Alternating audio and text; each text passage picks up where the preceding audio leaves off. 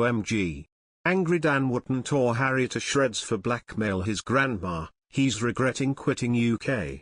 British journalist and broadcaster Dan Wootton has written an article named, Harry's demands for police protection show he is regretting quitting the royals already, but using his children to emotionally blackmail his grandmother is beyond despicable.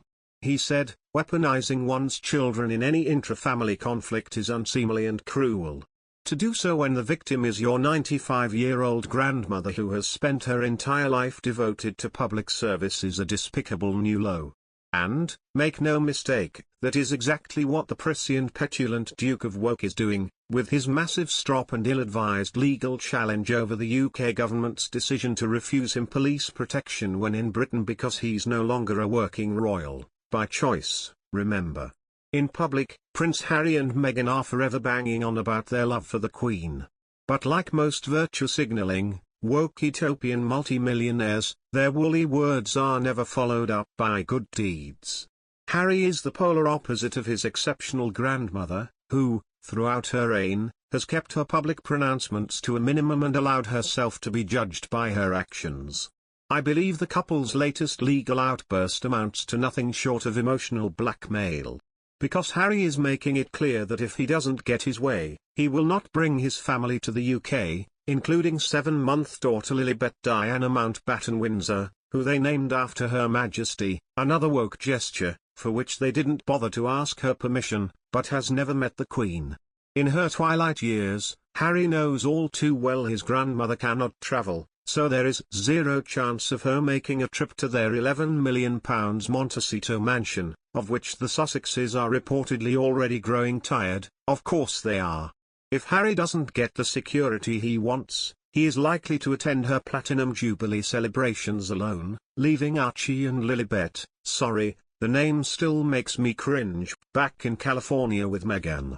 Nothing comes close to threatening to withdraw access to his family altogether unless he gets his way. The problem for Harry is that, as ever, he has picked the wrong target.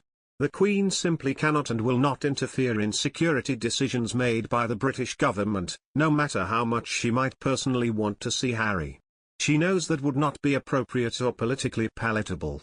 Harry faces far more bother from the truly wild paps working for websites like TMZ in his new home of California, which is exactly why he probably pays privately for security thanks to the tens of millions he is now raking in from Netflix, Spotify, BetterUp, Ethic and whatever other company is prepared to pay them shedloads for, it seems, doing hardly anything.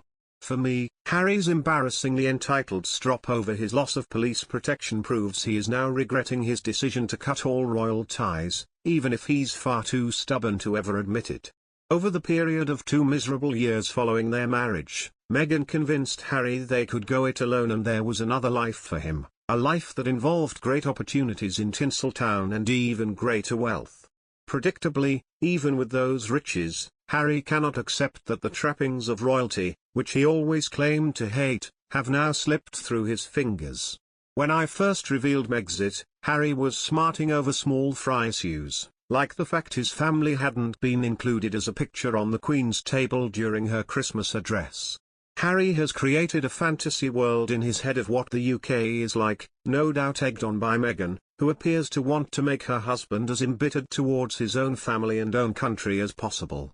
But the more his outlandish behaviour continues and the more pain he puts the poor Queen through, the more the British public feel like saying, stay in California and don't bother coming back.